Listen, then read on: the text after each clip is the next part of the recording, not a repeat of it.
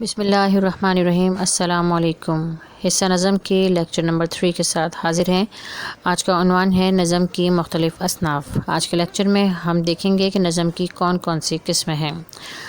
نظم کی مختلف قسمیں ہیں جیسے کہ حمد، نعت، مثنوی، قصیدہ، غزل، منقبت، نظم اور مرثیہ۔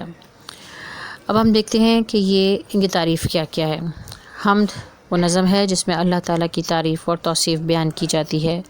نعت وہ نظم جس میں ہمارے پیارے آقا حضرت محمد مصطفیٰ صلی اللہ علیہ وآلہ وسلم کی تعریف بیان کی جائے۔ مثنوی وہ مسلسل نظم جس میں ہر شعر کے دونوں مصرے ہم قافیہ ہوں اور ہر شعر کے قافیے الگ الگ ہوں۔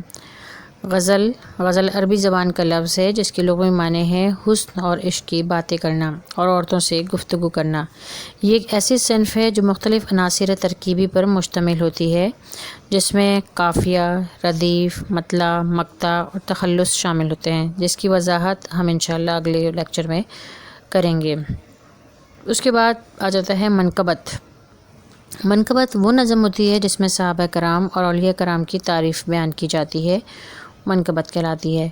نظم اشعار کا ایسا مجموعہ ہے جس میں ایک مرکزی خیال ہوتا ہے اور اس میں موضوع اور حیت کی کوئی قید نہیں ہوتی۔ جیسے کہ ہم دیکھتے ہیں غزل کا مرکزی خیال نہیں ہوتا لیکن نظم کا مرکزی خیال ہوتا ہے۔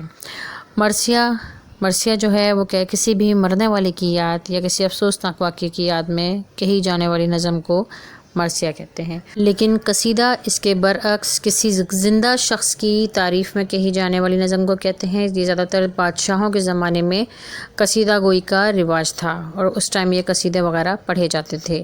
تو یہ تھی غزل کی مختلف اور نظم کی مختلف اقسام۔ انشاءاللہ اگلے لیکچر کے ساتھ پھر حاضر ہوں گے۔ اس وقت تک کے لیے اللہ حافظ۔